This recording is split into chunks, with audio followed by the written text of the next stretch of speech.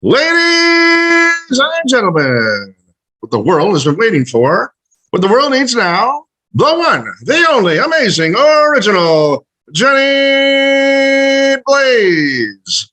Often imitated, but never duplicated. There's Johnny.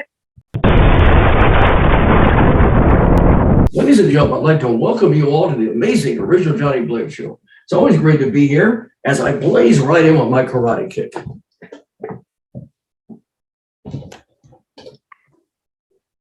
Let's have a blazing hot fun time. An old man was lying on his deathbed. An angel appeared before him.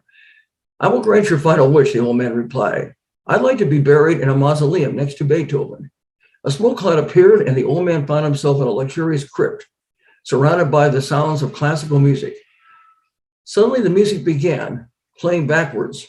The old man cried out to the angel, "What is that horrible racket?" The angel replied, "Oh, that's just Beethoven. He's been decomposing for the last 200 years. A woman took her dog to the vet. There was a sign in the waiting room that read, "We'll examine any animal for $100. The lady walked in with her dog. "Hello, doctor. Would you please examine my dog? I think he's dead." The vet placed the dog on a table and then let a cat walk across it. "You're right. This dog is dead. That'll be $500. "What?" said the lady. "I thought you only charged $100. "The $100 is for me," said the vet. "The rest goes to the cat and his agent. Most cats don't do dog work these days." A husband sat in his office when he suddenly got a call from his wife. She was very angry. "Do you realize that your brother tried to rape me last night?" "How do you know it was my brother?" the husband replied. "Because," the wife answered, "I had to show him how to do it." We have a blazing hot fun show with a special guest. She is a multi-talented, award-winning singer, songwriter, and guitarist. So please give a big warm welcome and say hello to the one and only Jennifer Alvarado. Hi, Jennifer. Hi. Welcome to the amazing Richard Johnny Blaze Show, Jennifer Alvarado. Thank you. Thanks for having me on. Well, my pleasure. Yes, Jennifer, you're looking really lovely. And I was wondering, Jennifer, give me a rundown. Tell me about the Jennifer Alvarado story. How did you get started in entertainment and where are you from? So I am from North Carolina, grew up in Hickory, so right outside of Charlotte, basically. I've been doing music since I was really young. I started in church music, at school, that kind of stuff, just singing. And I started writing when I was about 4, which I know is kind of weird, but I started making up songs when I was really young and just progressively kept doing it.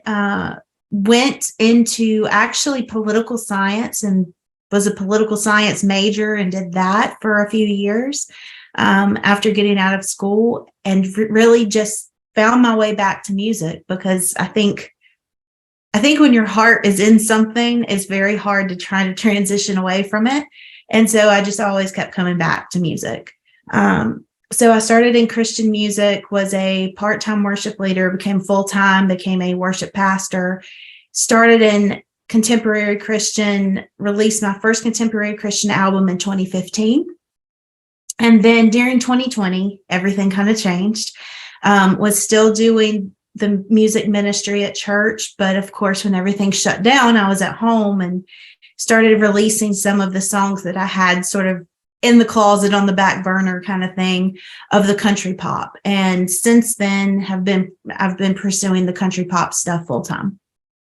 Great. So is that what you specialize in? Is that your all-time favorite? Is country at all different genres, country or rock or pop or, or gospel or honestly, I hate to say, I gravitate toward country. I grew up listening to country. My heart is with country music.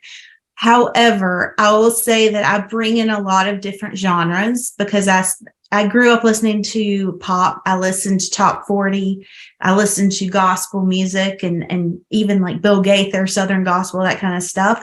And then I also listened to classic rock. And so I have sort of that whole plethora of genres there because I just loved music. There was something about it. And so I never wanted to just define myself to this one style because I don't think you have to. So, but I will say that I gravitate toward country with what I do.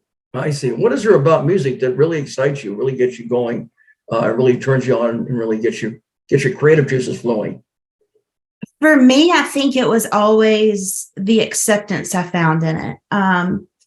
What I mean by that is I'm an only child. I grew up the shy kid. And so I would go to school and maybe things were happening at school, bullies, that kind of stuff. But I would be able to go home and have this outlet of music and be able to write about it and be able to say anything I wanted to say. And it was okay.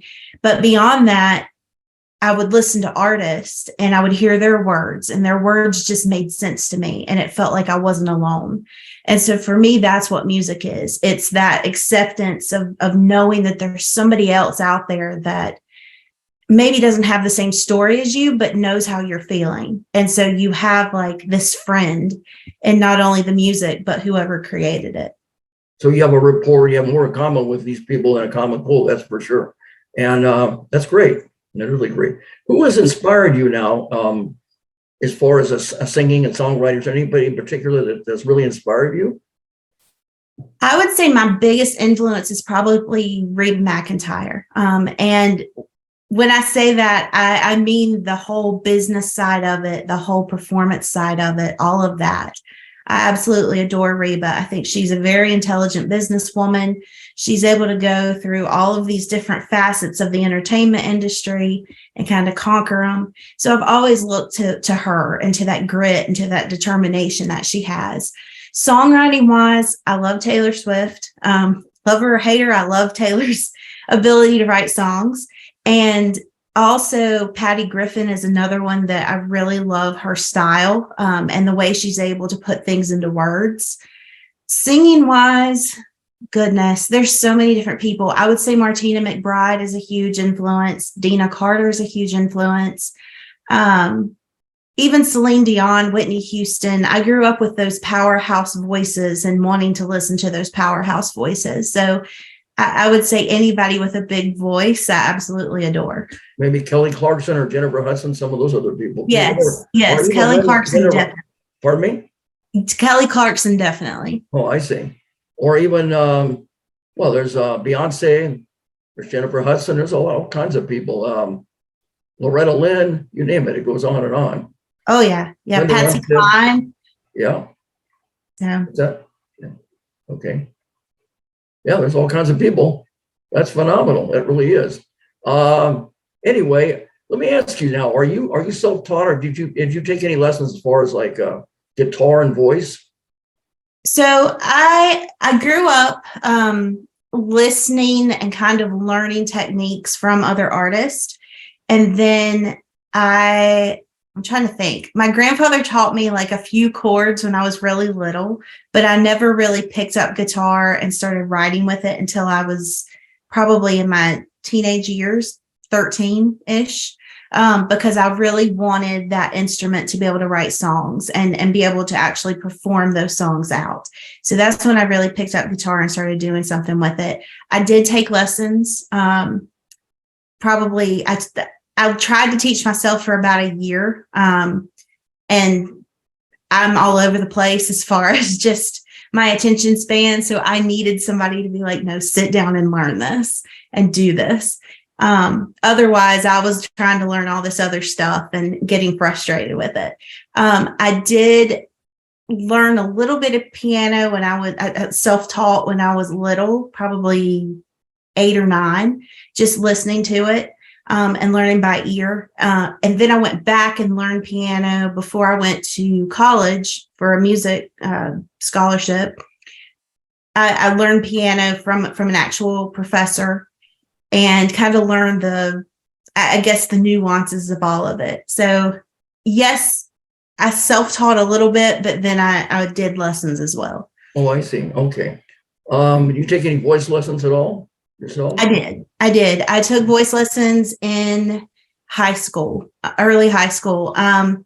Basically, after my grandmother passed away when I was about 10, because I was singing out when I was little. But when I when she passed away when I was 10, she was kind of my rock and the person that I shared music with.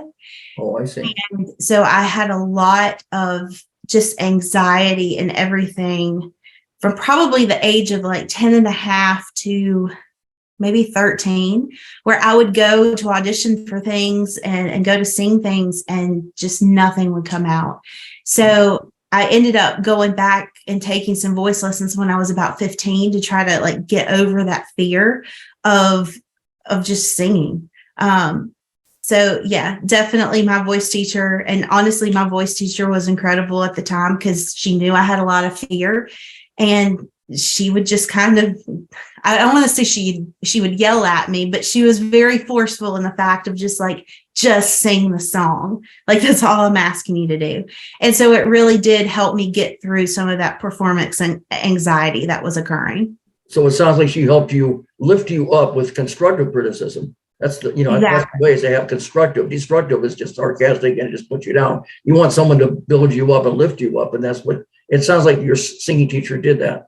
She did. And she knew she had suffered from anxiety too. And she knew that I basically had this like mental just disconnect from it. And so she knew that I needed that push, but also that encouragement of just coming around and being like, hey, it's okay. Because I'm a perfectionist. Like I want everything perfect. And that was what a lot of the anxiety was stemming from, was being so afraid that what I was going to sing was wrong or that it wasn't going to be absolutely perfect. And of course, that's, perfect is not a thing. Like, you can't have that. So she really helped me just see like music as a gift and to look at it as a gift.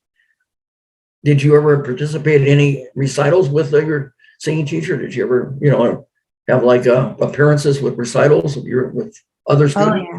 Yes, I did. Yeah. A whole lot. Yeah. I did once I got past my anxiety of it all, because I was even in like drama club and theater and stuff like that. And the talking portion never had like a huge, I think because I didn't really care that much about what I had to say. But when it came to singing, like I was so afraid of not presenting the best way I could. And so there was just that disconnect that I had to work through. I see. Well, you have such a lovely accent. I know you say North Carolina. You have a nice, Yes, beautiful, sir. lovely Southern accent. And really nice. Yeah. It's cute. It really is. Well, thank you. Hopefully you can understand me. Yes, I can. Hopefully you can understand me. Okay. All right. So we understand each other, right? Okay. Yes. That's cool. Yeah. I drew my best to prepare on all of my interviews and when I talk to people. Anyway, so let me ask you now, are you have any favorite venues now? Where have you performed on your, where have you traveled, any favorite venues in your performances? Definitely. I would say my favorite right now, because it changes all the time. I loved being at the Cobra. It's very different given my genre. Like, it was a very different experience than I think what they normally have.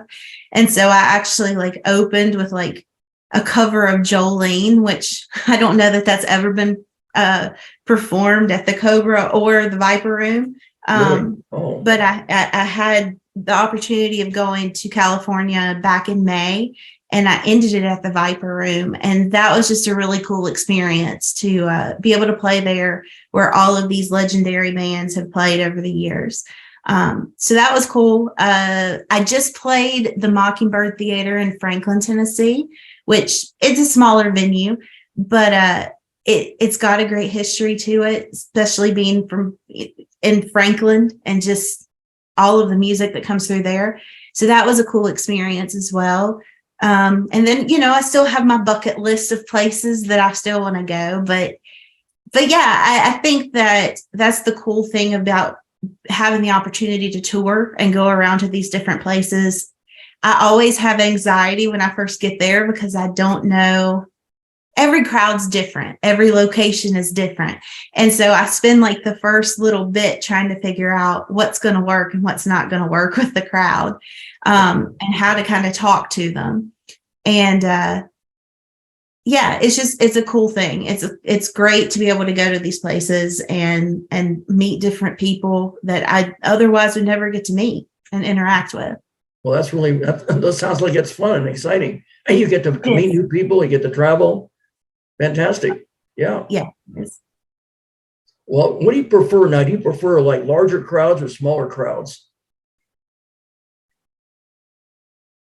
I will say that I think it's easier to play for larger crowds because when you have smaller crowds, you feel like every single person like can pick up on every wrong note or thing you've said wrong or whatever. So I have anxiety when it comes to like really small crowds. However, I love intimate crowds because you're able to tell stories that you may not otherwise be able to tell, like the stories behind a song, or just have those conversations that sometimes you don't get to have when it's the hustle and bustle of a large crowd.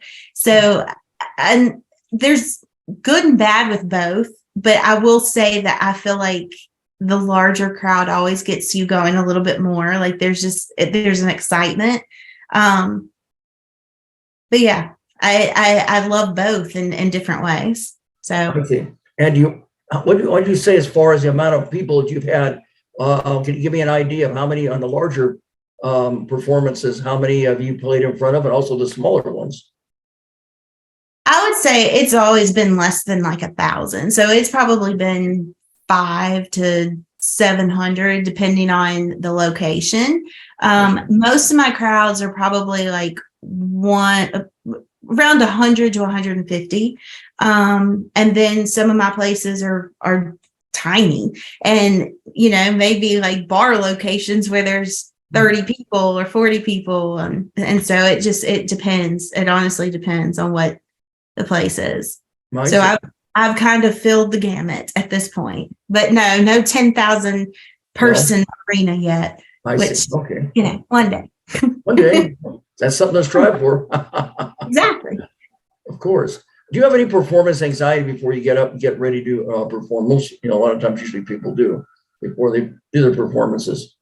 So my whole thing is, if I am not nervous, something's wrong. Like I prefer to have that, because I think it was little Jimmy Dickens. I heard his quote when I was little, and it said something about the day you don't have that anxiety is the day that you need to stop doing this.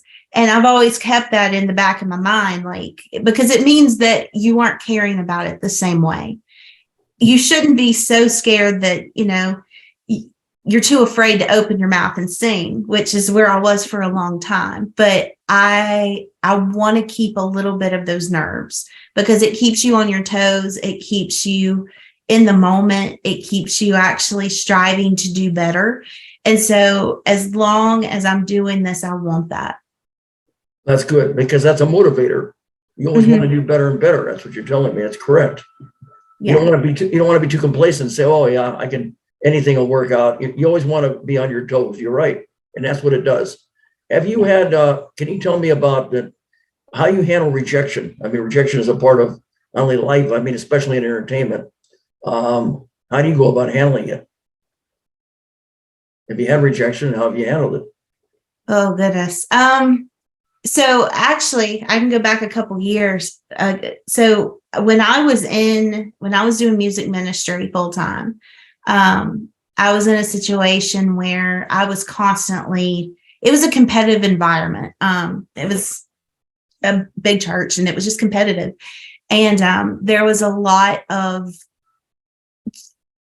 I don't want to say toxicity, but I guess that's the best word to use, as far as just being told what was wrong with my voice, being told that I was doing this wrong or that wrong or whatever. And it really did have an impact on me. But a lot of it was how it was being handled at the time, if that makes sense. And so for me, the rejection helped prepare me for what I'm doing now. Of course, when you're going through it, it feels like, a death by 1,000 cuts, and that how am I going to possibly get by with, through this? But I think you learn that something being rejected, or being told that you're doing something wrong, it doesn't mean they're rejecting you. And I think you've got to keep that in mind, that somebody cannot like the way you sing, and it doesn't mean they hate you. Or they cannot like a song, and it doesn't mean that they hate you. So you've got to pull yourself out of that. And even if they do just completely dislike you, it's really not, it's not for you to deal with. Like, that's their decision, that's on them. And so I think that that's one thing that I've had to learn over the years, is that not everybody's going to like you. Not everybody's going to understand your music. Not everybody's going to be supportive. And at the end of the day, you have to know that what you're doing matters, and that as long as you are happy with the product that you are putting out, and you can stand behind it and say, look, I believe in this. That really is all that matters, because you're going to get those people that just don't get it and don't want to get it. And that's the big thing. They don't want to get it. So that's okay. There's things I don't get. And so I never want to, I guess, force somebody to like me. If they don't want to, that's their prerogative. You keep going, and you find your group of people that do really believe in your music and believe in what you're doing. And that's who you need to spend time worrying about. That's a good attitude. It really is. You have to, you know what you're saying? You have to have a thick skin. You just have to let it roll off your shoulders, or go in on one ear and one out, and in one ear and out of the ear when you deal with rejection. You're right. Yeah. It doesn't mean you don't have talent. It just means you can't appeal to everybody. That's true. There's always going to be people who love you, and there's going to be people who hate you no matter what. Yeah, exactly. Well, and I think that is one thing with this industry. You have to have a thick skin. And honestly, I didn't have one. I had to grow that, and I'm still growing that, because there's times that, you get a review and somebody says something weird or whatever, that you're like, okay, it is what it is. And you've got to be able to, I guess, disconnect from it enough to maybe glean the constructive criticism from it that you can, but also know that it's not the end all, basically. Like that is not the end all. Like, you've got to keep going. And I think that that's what this whole industry has taught me more than anything, is to keep going. Like, if you believe in it, stand up and keep going. That's a great attitude. It's a real good, great philosophy, Jennifer. It really is. Now, have you ever had, let me ask you something. Describe your best performance, and also then tell me about your worst performance. Which is best and which is worst? Oh, goodness. I feel like I've had a lot of bad performances, and a lot of good performances. I mean, I think one of my favorite performances, and actually it goes back to when I was doing worship leading full time. There was a Sunday where all the power in the church went out, and we were debating like whether to cancel service or whether to cancel the music part and all that. And I thought, no, like, we can go acoustic. That's why we have acoustic instruments. Like, this is our time. And so I actually put the drummer on like this random box I found, and he was like beating this box, and we just gathered like in and pulled everybody closer to the stage, and went ahead with it. And people, lit up the place with their cell phones. And it was a very intimate, close performance. I hate to say performance, because it was still service, but it was different than anything I've ever done before, and anything I've ever experienced before, where we all came together. The congregation, the service, everything came together. And it showed me the power of music, and that it can just bring everybody together. So that's probably the thing that sticks out in my mind the most. Also, one of my favorite performances in probably the past year was the one at the Viper Room, because you had this whole eclectic group of humans from LA and from wherever coming in. And I was with some of the other artists that were there. Like there was a rap artist, there was a lady who was doing like R&B and something else. And it made no sense, like genre wise, made no sense whatsoever. But it showed me the power of just coming together with music, and that you can have all of these different demographics, backgrounds, whatever, just come together and enjoy something. And it works because it's music, and music transcends all these little rules and all of that. Worst performance. Okay, I have one. So probably about a year ago, I went to, I will not say the place, but I went and played a show, and I walked in, and I very quickly realized that this was just not my crowd. It was very obvious. It was obvious by like the music on the jukebox, everything. It was just not my crowd. And I started singing, and some of them were very nice, and then others were not. So some of them left because they wanted like a band, and they wanted just honky tonk and whatever. And I'm not honky tonk. Like I'm not. I've got a couple in my belt, but that's about it. And it was a learning experience, and that show was probably the longest 3 hours of my life. Like an hour had passed, and I looked at the clock, and it felt like it had been 10 years. And I thought, oh goodness, I don't know that I'm going to get through this night, but I did. And you learn. And I think that that's one thing that you figure out, is that what works and what doesn't work, and where works and where doesn't work. It's part of being a musician, especially a touring musician, is you have to learn your areas and just kind of figure it out over time. So yeah, definitely learning experience. It was so you looked at it as a learning, even though it was dragging and you couldn't wait for it to be over. You learned, you took it as a learning experience. Oh yeah, definitely. I mean, I looked at it as, hey, at least I get another rehearsal with these songs. So here we go. Great.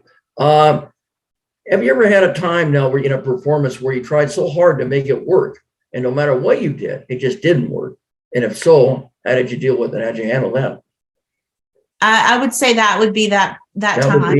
That would be that time where you keep changing. Yeah, you keep changing the type of music you're doing to try to appease what's happening, or you sing it a little differently. Like especially my originals, like I would kind of shift them and sing them a little different and see like, hey, how's this going to work?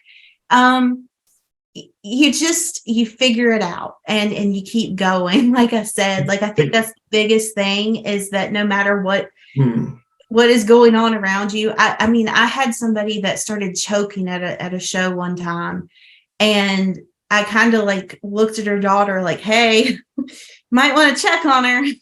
But I think that that's what you learn, is that you figure out like just how to keep going and how to keep, like, you can stop and check on people, of course, but in the same regard, like you can't let that person who's giving you a dirty look or whatever keep you from actually connecting with the rest of the people in the room. So you can't let that person influence and control you. You have to control the situation, not let somebody else. I got you. Exactly. That was it right there. Okay. Very good. So you have, do you do it now on your shows? Do you do any meet and greets or sign autographs? Have you ever done any of that? No, I mean, I do have autographs that if people want to come up and get one or whatever, like I'm more than happy to do that. But no, I mean, I haven't done like meet and greets or whatever. I tend to just, if somebody wants to come up and talk to me, I talk to them. Like I'm very informal. Oh, I see. Now you're an award-winning singer and songwriter. You won many awards. Talk to me about it. Tell me about the different awards that you have won.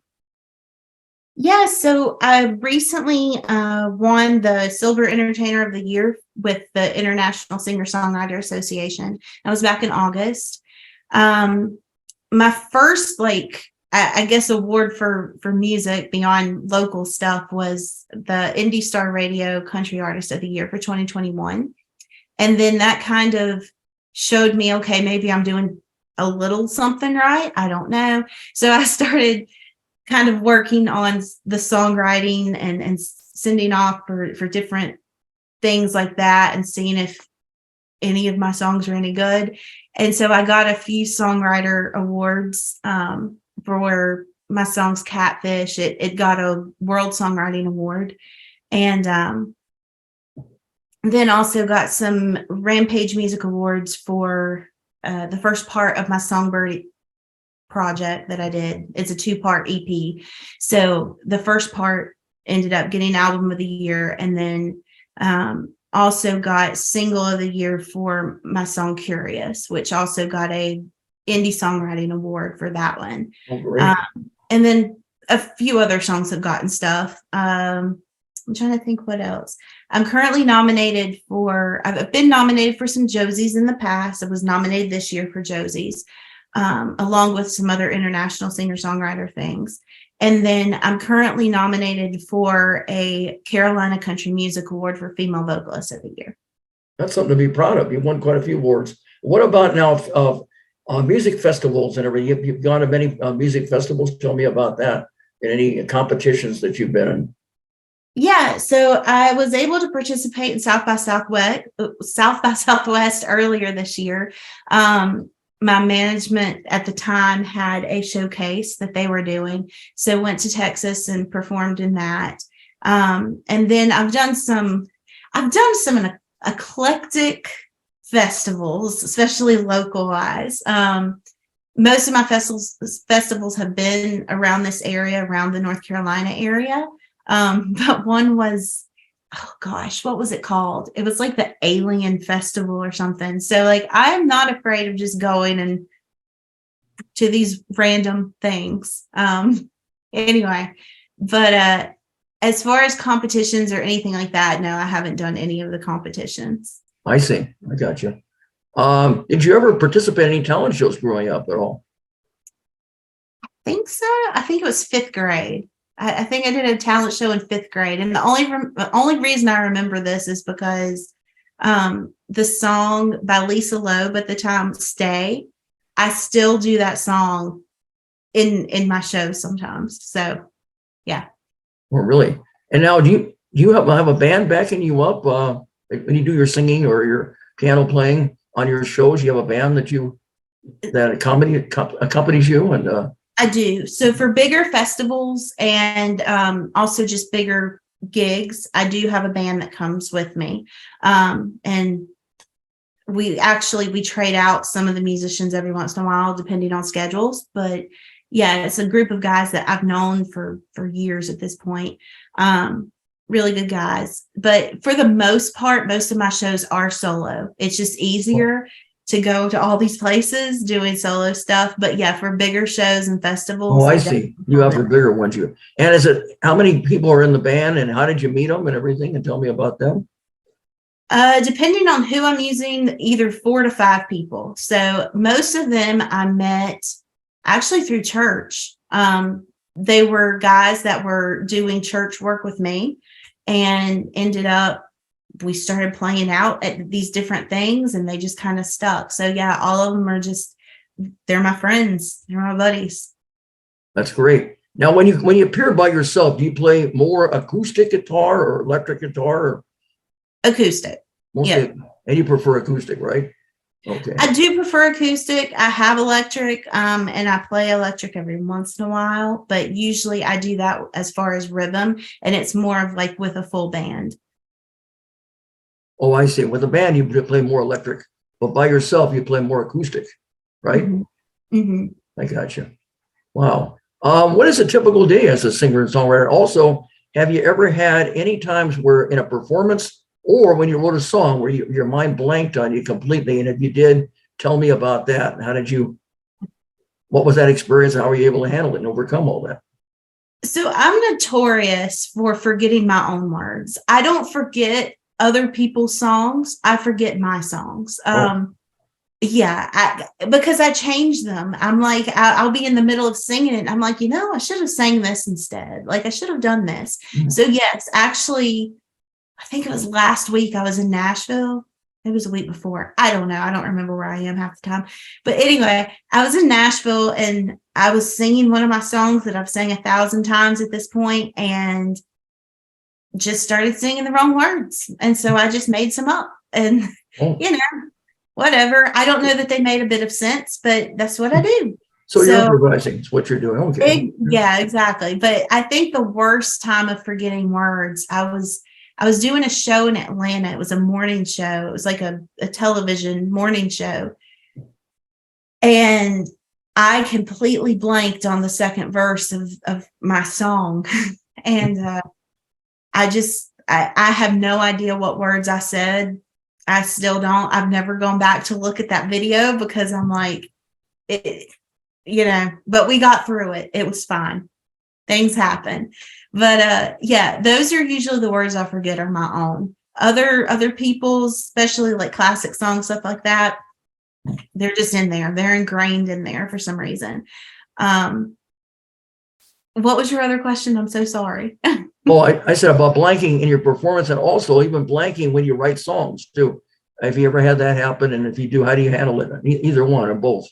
Yeah. Yeah, I think with songwriting, especially if you're doing a co-write, there's many times with a co-write that I've just said, like we've gotten half the song done and you get to this place of, I don't want to say indifference, but like on some songs you do. And it's just, I never try to force a write because what you're going to end up doing is just throwing words out there that aren't going to stick anyway.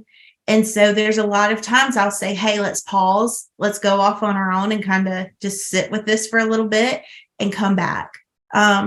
Because sometimes the inspiration's there and sometimes it's not.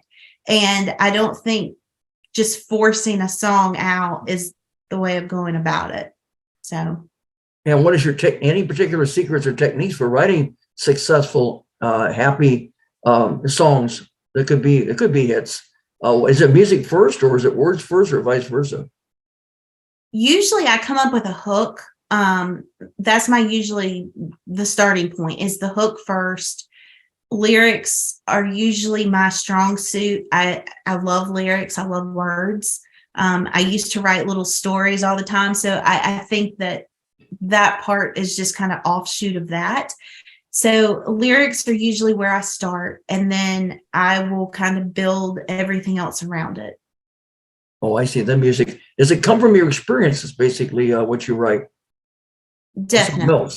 Yeah, definitely. And I think for me, a lot of the songs I've written the fastest have been from situations where, honestly, angsty situations where I'm ticked off. Like the best way to get me to write is probably to just tick me off, and then I'll go write 5 songs. Wow. About so that something. Inspires you. In other words, you use your you don't let that get the best of you. It inspires you to be better and to write something that's really great. Yes. Yeah. Well, and I think part of that is just the fact of, just like I said, when I was, 11 years old or whatever, I would go home and I would have had a bad day at school, and I could sit down and write everything I was thinking, and it was okay. And so I think that that's kind of that spillover from when I was a kid of just being able to say whatever I wanted to say. And so for me, that's my go-to of being able to get that off my chest and say, okay, here's how I feel about this. So. Do you prefer now original songs or cover songs or both? Or is anything that you would rather do? Do you just like them equally, or do you like original songs more than cover, or cover more than originals? I don't know.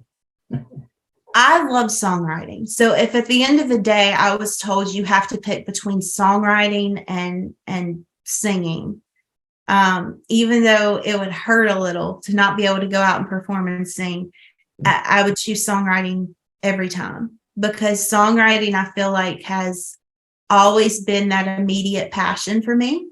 And it's always, honestly, I feel like it's the thing that saved my life and kept me going, was having that outlet of being able to sit down and write out my feelings and write out awkward conversations that otherwise I wouldn't have. Is that your favorite part of the business? Is it songwriting or singing to a live audience, or making records, making CDs, or even doing music videos? Music videos is at the very, very bottom. Like, I could take or leave the music videos all day, every day. I don't care anything about that. Okay. I care about connecting with people, but beyond that, I care, like, I think that's my number one, is being able to just connect with people, and help them realize that they're not alone in this world. So if one of my songs is able to say something or convey that to them to where they feel like they have a friend, my job's done. That's my number one. But yeah, I would say the songwriting is the most important to me. I see. Beyond everything else. I can take or leave pretty much everything else. Well, you do love singing, of course, and performing. You do love that, of course. I do. And, you know, it would be a hard thing to not be able to do it. But I still would want to be able to just create songs and have that outlet to connect with people in that way. Oh, wow. Okay. That's interesting. Now, I understand you travel back and forth. I think you traveled to Nashville back quite a few times. I think I listened to a podcast, of you, with Bruce Wozniak. I'm going to shout out to Bruce Wozniak, of course, at the same time. Yeah. He introduced us. So yeah. Yes. So I am back and forth to Nashville pretty much every other week. I was in Nashville Thursday, and I will be back in Nashville next week for some shows. So this is my I feel like usually I'm in the car between here and Nashville. Like that's usually my placement. So I had GPS tracking. That's where I would be, somewhere on the road on I-40 going from here to Nashville. I see. Well, yeah, I give a shout out to Bruce. Bruce Wozniak, I had 3 of his clients on my show, and then he asked me to make him a guest, which was great. Oh yeah, the owner of Now Hear This Entertainment, and of course, I call him a podcast king because he has over 500 podcasts on. If you look at his site, Now Hear This Entertainment, and he's also, of course, an entertainment publicist, a writer, and also a speaker. He shows many hats, of course. And how did you learn about Bruce, and how did you meet him? Where did you meet him? Oh goodness. I think somebody just introduced the two of us, told me about him and to get in touch with him. And so that's what I did. So yeah, I think it's all been word of mouth, and just this person knows this person knows this person. So it's called networking. That's networking. Exactly. I love it. And I'm sure that's how you promote yourself. You network, you meeting one person tells another. Yes. And that's how you get good testimonials also. I'm sure you have great testimonials also of your performances. Oh yeah. Yeah. So I think that's the cool thing about this whole industry is the networking aspect of it, especially the songwriting community in Nashville. Like it's a huge community, but it's a close community. As big as it is, people know people.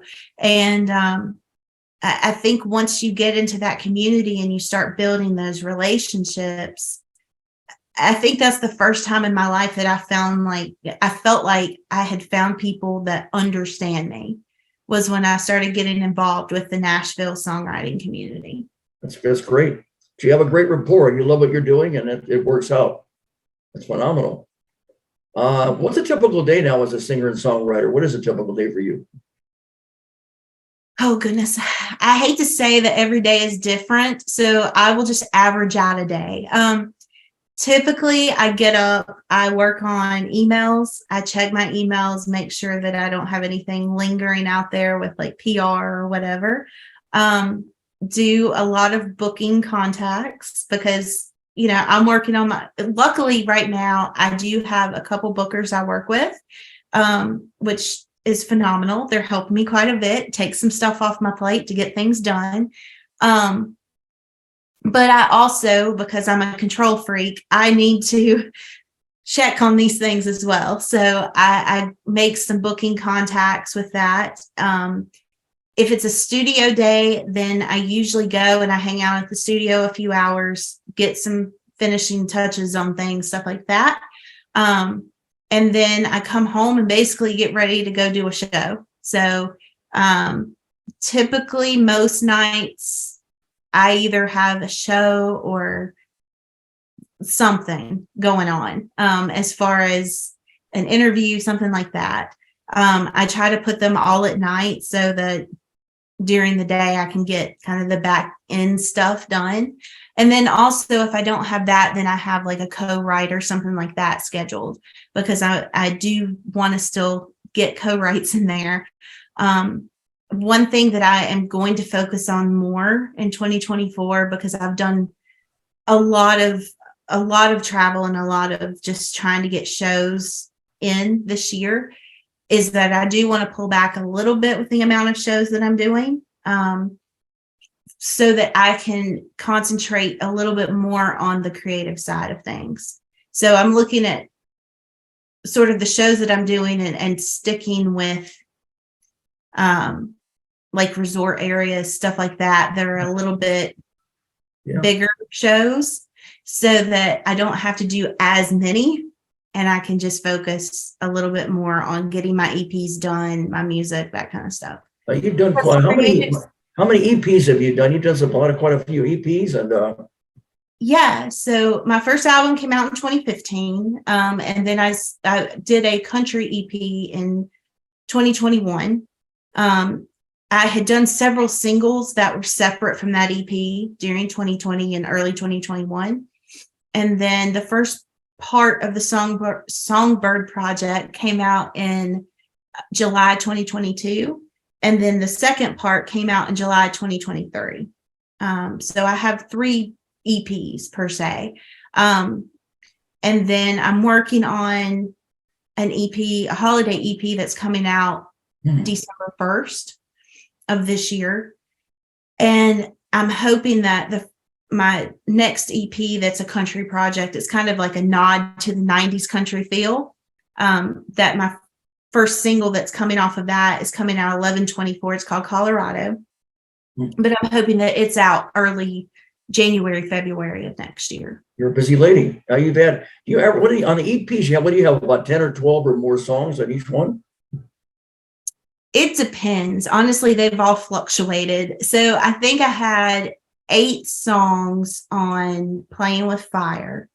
But I actually went back, and so the physical copy of that one, I ended up putting all of the 2020 singles onto that. So it ended up being 13 songs. Wow. And then the Songbird project, each of those one was 6 songs, one was 7 songs. So that whole project together was 13 songs. That's quite a bit. You've had about 4, is what you're telling me, in EPs. Wow, that's phenomenal. That's something to be proud of. It's something really quite an accomplishment, Jennifer. Thank you. And it is. Putting all that together, it must make you feel fantastic. Make you feel great. There's so many songs that are just like sitting out there, because I constantly have, I'm constantly writing. So I constantly have these projects that are just kind of sitting there. So for me, it's like, okay, let's do this one now. And I think that's the crazy thing about music, is because when you're working on it, it's new to everybody else by the time that it's released. But you've had these songs for, a year or so that you've been working through them, maybe longer. And so by the time that the album or the EP comes out, you're just ready to be on to the next project, or at least I am. I know that sounds kind of anticlimactic, but you're into what you're doing. You're over 100% into what you're doing. That's for sure. You truly love it with your mind, body, heart, and soul. I can feel it. I can hear it. Thank you. That's phenomenal. Oh yeah, and also you have a beautiful smile along with it too. Anyway, Jennifer, what was I going to say now?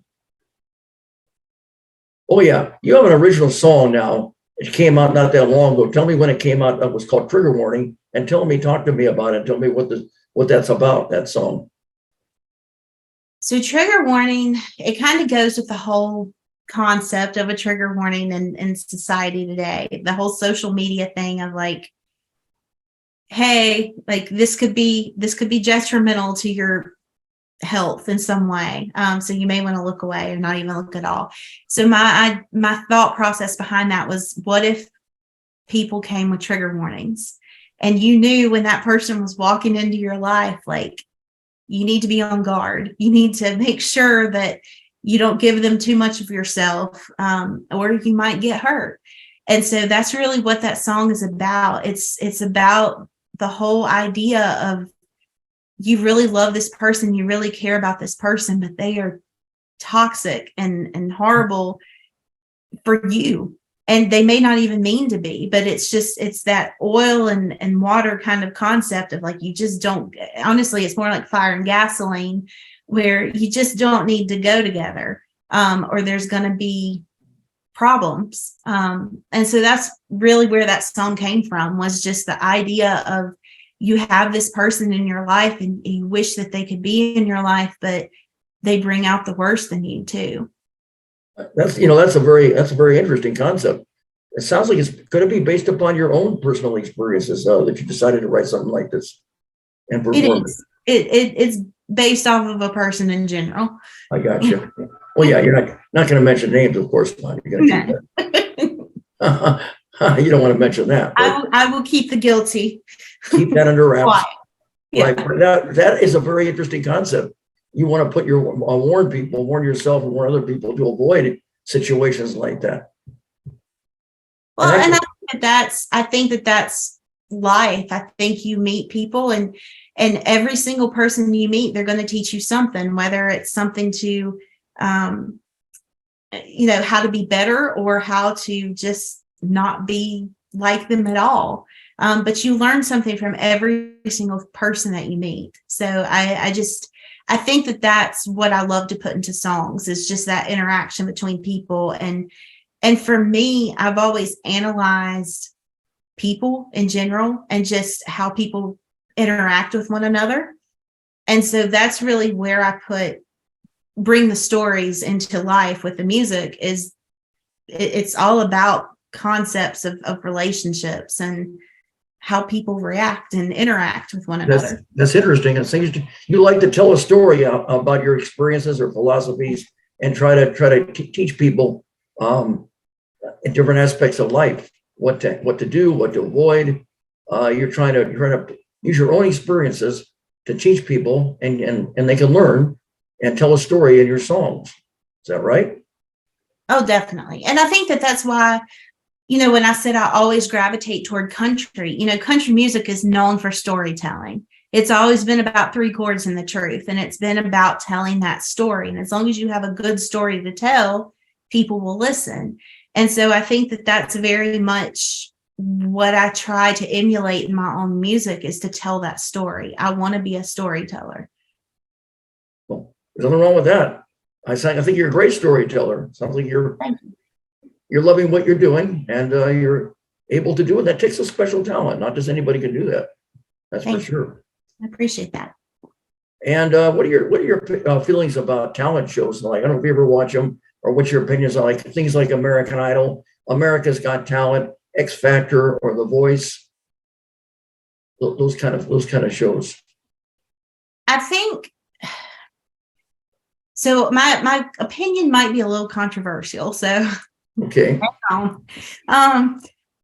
think that there is a place for it. And I think that there's definitely talent on those shows. I do think that you can't get past that they're television shows. They're looking for a story beyond just a voice, beyond whatever. Like if you have a wild story to tell, like they want that. And I think a lot of times, sometimes the story overshadows the music and the talent of the person.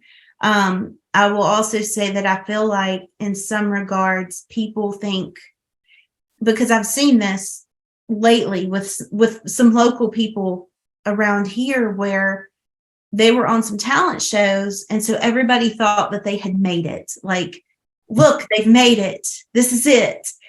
And, they may be on there a few weeks, and then they're off that show and back to real life. And that doesn't always equate to a record deal and management and being the next big thing. It most of the time means you're going back to your life, and now you have to adjust back to that.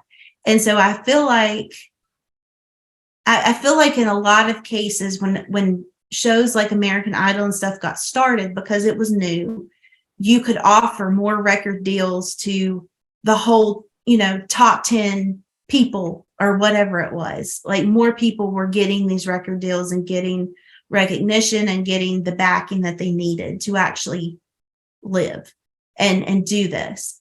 But at this point, because there's so many being churned out and thrown back out there, there's a lot of people that just go back to everyday life. And I think that society in general, because they were on television, think that they have everything they need to be successful. And that's just not the case. So I think that it can be great, but it can also be a hindrance to an artist. I see. So in other words, they do find talent, but you have to give them what they want. They were looking for a story besides the talent. You got to do just what they want, of course. If you're really talented, they put you into a contract and you get noticed, but you get away from your independence. You got to do exactly what they want. And you're probably right. Sometimes it does help the talent and sometimes it may not. Right. And also, just because a person auditions for a show like any of that, whether it be American Idol or America's Got Talent, or whatever, they interview and they never get a call back. That doesn't mean they don't have talent. It just means that that person, they don't have the talent. What they have is they don't have what the producers were looking for in those shows. That doesn't mean they don't have a talent. May have a talent another way, because if one door closes, another door can open. Right. And I think that that's one thing that you learn with this industry. There is I dare to say there are no two artists with the same exact journey. I mean, there shouldn't be. All of our journeys are different. All of our ways of getting to that next step are different. And just because you didn't do the American Idol whatever route, it doesn't mean it's right. It doesn't mean it's wrong. It just is. It means that there was something else to learn in a different way, and that you wouldn't have necessarily learned it from that. And so that's what I have to keep in mind a lot for myself, is that just because I'm not doing the journey like this person over here, it doesn't make it right or wrong. It just is. It's my journey. And as long as I'm happy and working on my journey, then that's all that matters. That's true. Like Ricky Nelson said in the Garden Party, they're going to throw rotten eggs at him because he wasn't playing his earlier popular hits. If you can't please everybody, please yourself. So nobody pleases everybody. That's for sure. Right. Exactly. There you go. Yeah. So you're doing what you want. You're writing songs. You're performing. You're doing CDs and EPs, and you're doing just what you want. You're telling stories. You're inspiring yourself and inspiring other people. You're doing that. That's phenomenal. What is the saddest and the happiest song you've ever heard? Ever heard? Yes. Can you tell me what's a happy song and a sad song? Goodness. Okay. Well, I will tell you what my happy song is. And you're probably going to judge me. So Bop by Hanson is my happy song. So no matter how bad of a mood I'm in, if somebody turns on Bop by Hanson, I will get a smile and I will sing it. The saddest song, oh goodness, there's so many sad songs. I will say a song that always makes me cry is probably Amazing Grace. And the reason for that is when my grandmother was in the hospital the last week of her life, I would sit there and I would sing that to her because she was so afraid of closing her eyes because she was afraid she wouldn't wake back up. I see. And so to calm her down, I would just sing that. And just because I would go to church with her. She was one of the reasons I got involved with music and all that kind of stuff at church. So I was always with her. And that was a song I sang to her. So anytime I hear that, I think of her. And so I still get a little choked up by it. Well, your grandmother really helped you. She really inspired and motivated you. Got you started in the business. And it sounds like you spent a lot of time with her, and she loved you and you loved her. It was mutual. Definitely. A mutual admiration society. No, I'm sure you had a wonderful grandmother, and that must have been very sad. Thanks for sharing that with our audience. But Amazing Grace to sing that final song. It is sad. It's always, in life, it's always easy to say hello. It's so hard and sad to say goodbye. Definitely. Definitely. We do know that's why you want to enjoy your life as much as you can. Live each day as if it was your last. You never know your last going to come about. And go for your dreams and take your vacations and do all the good things. So you can have a full, complete life. And when it comes to the end, you can say, you had a great life. You have no regrets, and you did it your way. Because as we know, there is no encores and there's no do-overs, of course. When it's over, it's final. So anyway, Jennifer, I was wondering if you had to do anything over again in your life and your career, would you do anything differently? For a long time, I said I would have started earlier, but honestly, no. At this point, no. Because had I not gone through those years, had I not gone through the lessons that I've gone through, I don't think I would appreciate things as much. And I never want to take this for granted. I never want to take the opportunities I get for granted. So, no. So you wouldn't do anything different. Okay. No. You're a happy camper. You're content. Do you have any present projects, Jennifer, at all? Yeah. So I am working on a country EP right now. I actually, it might still be an album. I don't know. I'm thinking about dividing it up into 2 EPs just because they seem to be better at actually getting heard all the way through by people because attention spans are short these days. So I'm working on that. I'm finishing a holiday EP called Christmas in Carolina that will be out December 1st. And then I have a new single coming out on November 24th called Colorado. Wow, that's great. Now, do you have any dream projects that you haven't done yet that you'd like to consider doing? Yeah. I mean, if Reba wanted to call and take me on tour with her, I will be glad to go. I will do whatever she wants me to do. I will sing background. So I think my biggest thing is just being able to go do some different big festivals, big festival opportunities opening for different artists, but also like I would love to collab with some of my favorite artists, whether it be songwriting or whether it be actually sitting down and doing a duet with somebody. I'm open for whatever. So have you ever collaborated with anybody? And also, who would you like to open for also? Oh goodness. As far as an opening act, I would say anyone that I grew up listening to, I would be honored and it would be a privilege to be able to just open for them. Kelly Clarkson would be one I would love to open for. Reba, of course. I'm trying to think. Kelsey Ballerini would be great to open for. There's so many people that I would more than willing to go open for them. Yes, to answer your question about collabing, yes, I have collabed in the past with some artists. One being the White House. It's a band from Canada. We had a song that came out early 2022, I believe so, called Stars Collide. And that was a fun experience working with them and just kind of getting a different audience with the Canadian side of things. But yeah, I'm always open to collab. I love co-writing and I love just bringing different styles of music together because the White House it's actually an urban type band. And so it was a very different sound for me, but yet it still worked. So the big dream then, what was a big dream again that you said before? A real dream, something you haven't done that you really could see yourself doing in the future. I think some of my biggest dreams are just places to be able to play. So like Grand Ole Opry is a huge one. The Ryman is a huge one. Being able to go sing at the Bluebird Cafe at some point in a writer's round, like that's a huge thing.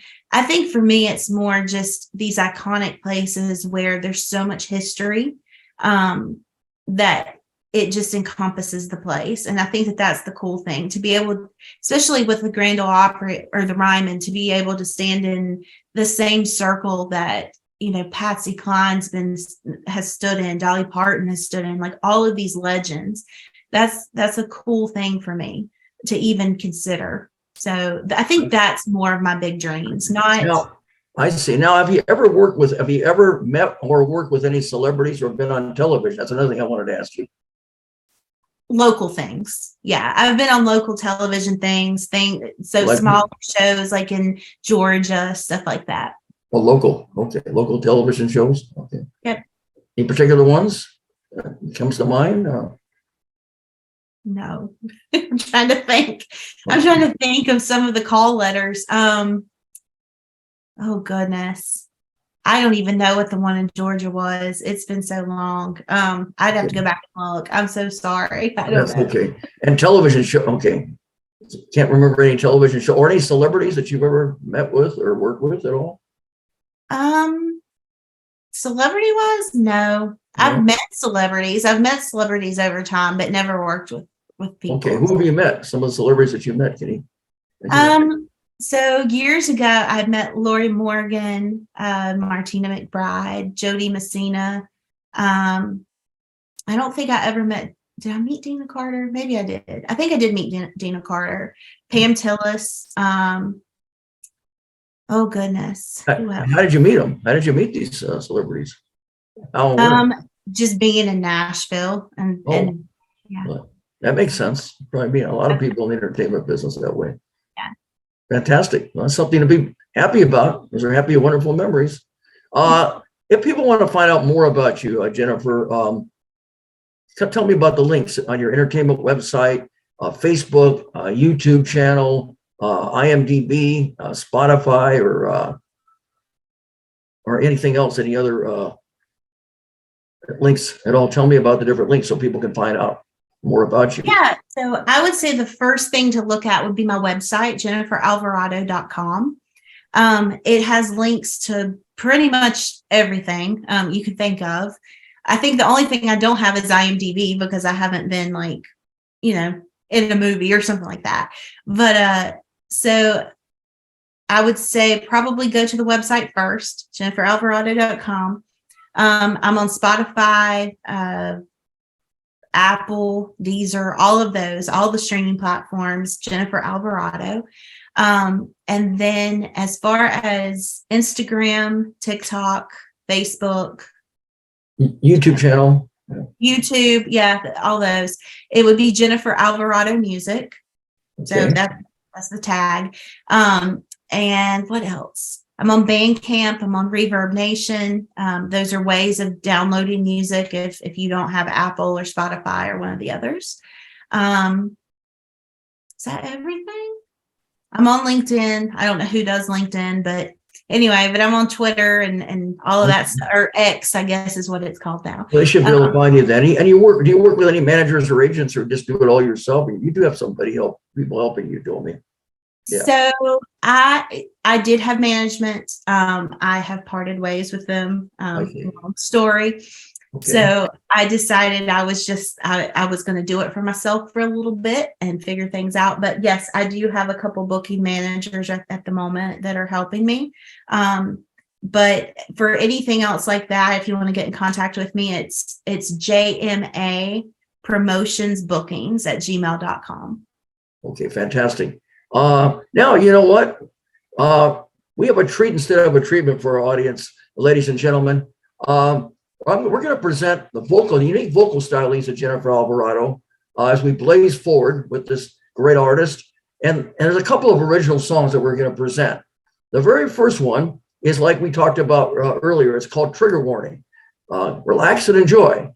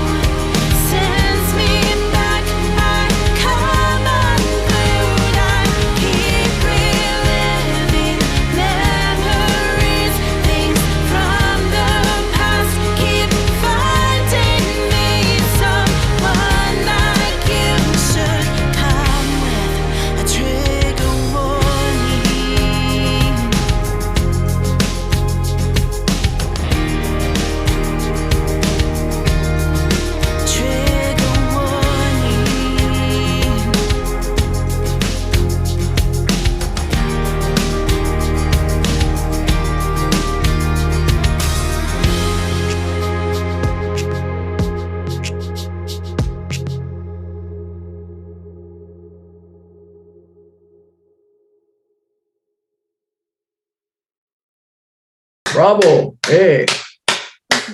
Great original song, Jennifer. And as we continue with this beautiful vocal stylings of Jennifer Alvarado, another original song is When You Really Want to Know About Something. Well, what do you think? Are you curious? That's the song. Have a blazing hot fun time, ladies and gentlemen. I can see you looking at me from across the room. With every single glance I get a little more confused. You shouldn't want me, I shouldn't want you. All of our reasons, we follow the rules, but all I keep dreaming about is me with you. Are you curious where this is going? Curious, I think you should know that when it comes to me and you, I don't know what to do, but I'm curious about you. Yeah, I know that we both agree that we should just be friends, but when our late night conversations get deep, I can't pretend. 'Cause I know you want me, you know I want you. Forget the boundaries, let's break our own rules. All I keep thinking about is me with you. Are you curious where this is going? Curious, think you should know that when it comes to me and you, I don't know what to do, but I'm curious about you.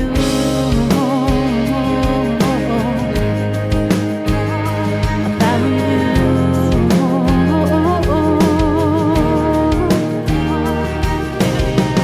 One touch and I won't know what to do. One kiss will quickly lead to two. And if our guards all came down and we don't try to stop this now, do you ever wonder what could happen to? Are you curious? Are you curious?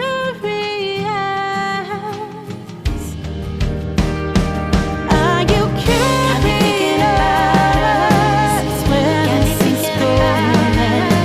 Curious, think you should know that when it comes to me and you, I don't know what to do, but I'm curious about you. Got me thinking about us. Got me thinking about you.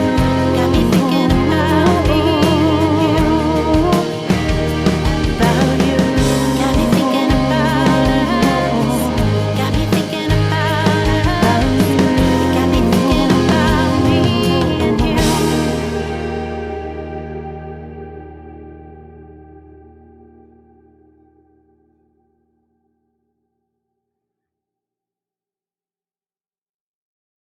Bravo, bravo. Yeah. If anybody's curious, they'll hear that song. It's very catchy, Jennifer. Thank you. Jennifer Alvarado, yes. I want to thank you very much for being a guest on the Amazing Rip Johnny Blaze show. You have had and continue to have a very interesting life going forward, blazing many trails in the music industry. You know, with your original songs and your performing, unique way of performing, and continued success. So I've enjoyed it. The time has gone by fast. You've been entertaining, you've been fun, and very inspirational. I just want to say, as we close and wrap up the show, to all my fans and friends, always keep a smile on your face and a song in your heart. Until next time, happy trails and blaze out. Ladies and gentlemen, if you would like to be a guest on an entertainment talk show, please send us an email at amazingorijinaljbshow@gmail.com. All of our episodes will appear on YouTube and Facebook and receive over 3,000 views. Don't forget to sign up for our YouTube channel, and every guest will receive a complimentary DVD of their appearance on the show. Remember, we are much better than a podcast. And now, the amazing, original Johnny Blaze has just left the building. Good night.